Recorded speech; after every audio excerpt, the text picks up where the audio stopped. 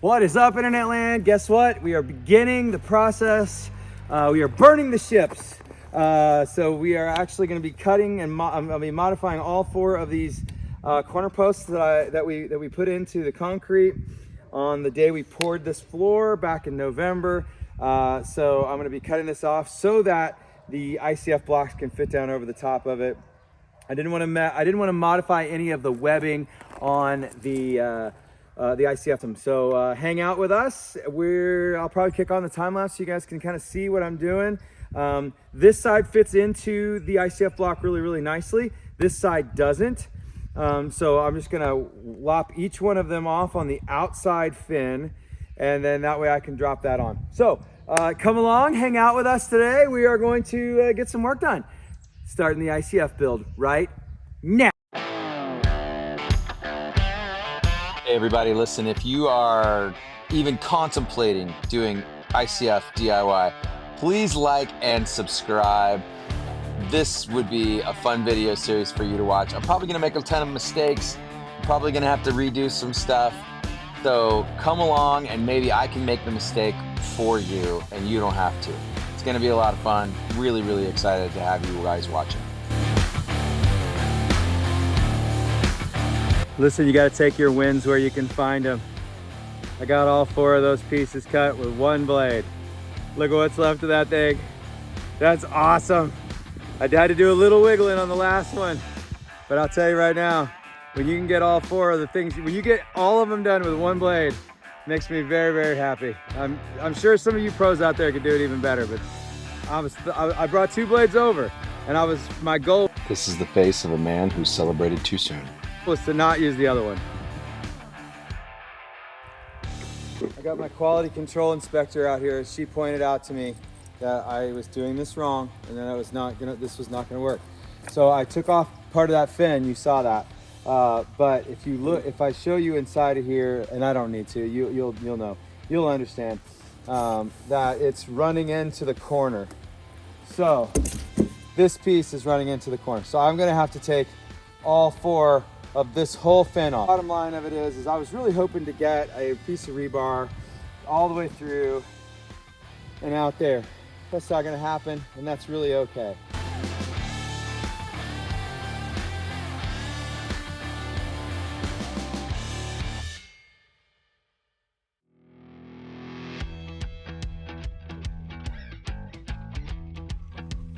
Okay, so what we're working on right now is because we had planned for a different thickness of walls. Here, let me shift you over here so you can see this. You can see that plumbing, and I've already begun modifying it. So it just stubbed straight up, right? So I'm bringing it out away from the ICF, but I'm gonna have to notch out that ICF block.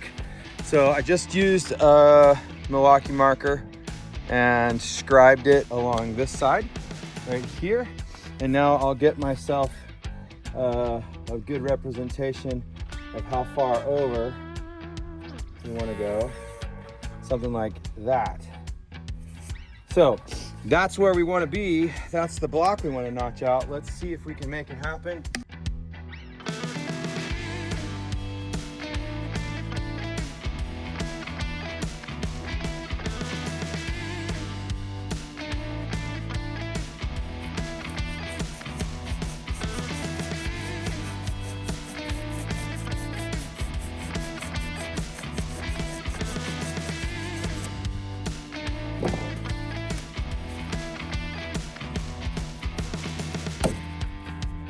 Hey, that's not too bad. Look at that.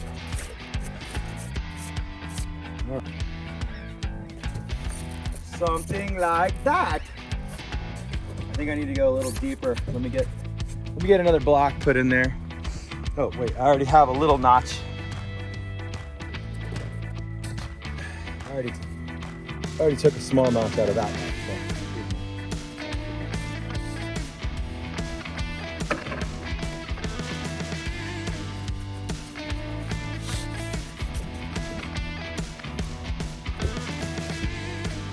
So it does look like I gotta do a little bit more notching on this guy here, but we'll see.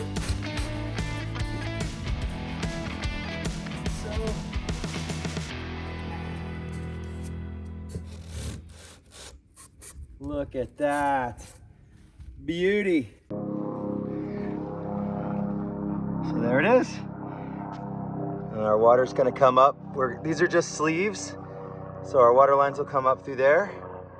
And there is our sink line, drain.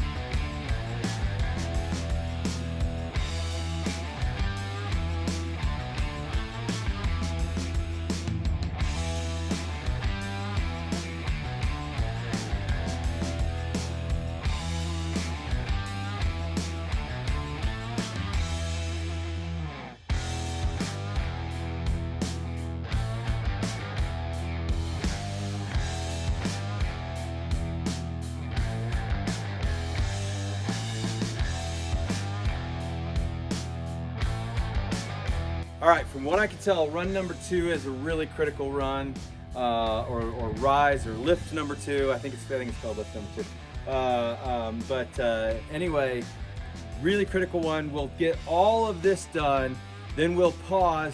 We'll run the laser to make sure that we don't have any troughs or crowns in any of our runs. We've got a couple windows over here, and there'll be a window over there later on the next lift. And we're just getting ready to do this one right here. So, this is kind of the easiest wall because there's no common joints in it. Because the common is essentially happening at the doorway over there, right? So, kind of bump it down, just like that. I'll go through, I'll do all of these, and then I'll put the clips on. And I'm finding that there's not a lot of really great videos on the clips, so I'm going to try to get some internal clip footage here coming up. I think it's going to be really helpful to you, but we are moving and grooving right now, which I'm really excited about. I will say, bar none, this is going to go so much faster than post framing. I still love and believe in post framing. We're going to do that on the shop portion, but the house proper is going to be a Yeti cooler of insulation, so I'm so excited. Cannot thank Roast ICF Supply enough. Cannot thank Fox Blocks enough.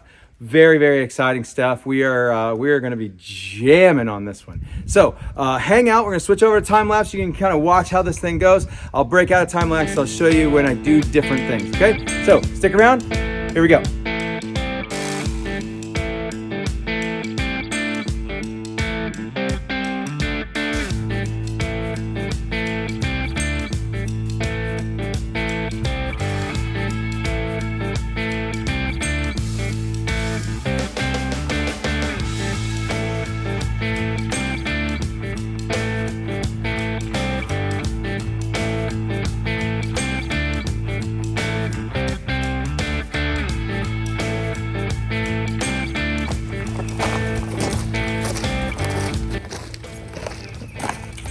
What's up, Internet Land? So what we're gonna do right now, really quickly, is we're gonna try to straighten out this section of wall.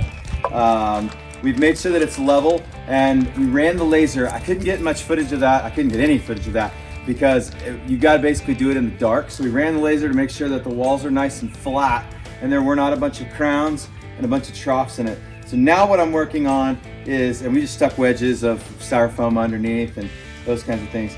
And then I use these pieces of strapping. We had a storm come through the other day, so I just I screwed into one of the Fox Blocks stud bays, and then down to the basement, one of the basement stud bays. And I did that periodically every 8 to 10 feet around to make sure that the storm didn't shift all of this and blow it off of its wedges and that kind of stuff. So basically the way we get this wall straight, according to many people who are smarter than me and what I watched them do on this basement, is we just measure. So we put these blocks on the wall, right? We screw these blocks on the wall, and then we string the string over the block, and then I just made that string go wobbly. That was smart of me.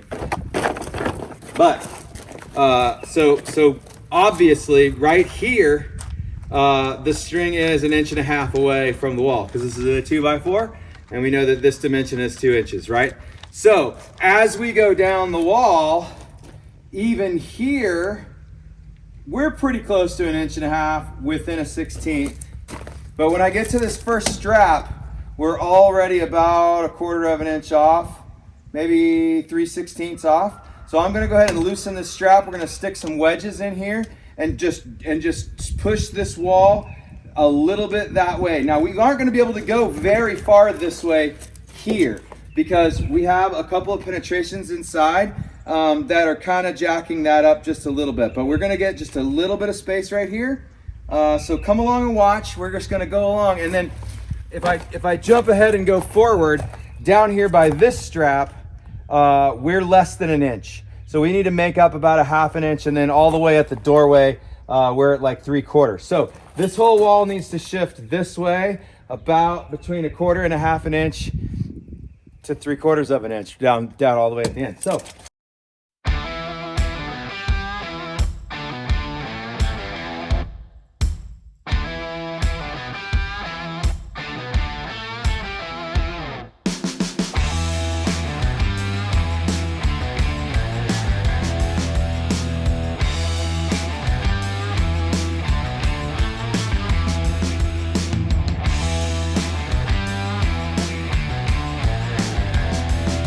all right, here we go. We are starting. Now we got those walls straightened. You just saw that a second ago. And we've got the corners on the lift number 3. In fact, I cheated because I was showing a buddy how it worked. I did get one straight piece on as well. So pretty exciting stuff. We're on level 3. Let's get some clips out and talk clips here just for a second. Okay, so evidently I have been over clipping, which is fine. On the first 2 runs, actually, Fox Blocks will tell you you cannot use too many clips. But let's be real, these cost money. So I want to use the correct amount, not too many, because I don't want to spend $1 billion on clips, okay? So I just called Chris over at Roast ICF Supply, and I was asking him, okay, man, what do you recommend? And again, he'll sell me as many clips as I want to buy. But he told me that the best way to do this is going to be 2 clips at the top of each block and then 1 vertical. So, and he recommended going 1 bay back, and we're going to do 1 vertical right in the middle, okay? First I'm dancing around a piece of vertical rebar. All right, so, and then I'm going to come 1 bay back on this side, and I'm doing another vertical that's going to hold it down, okay? So, okay, so now we have, it's sucked down to this next bottom run.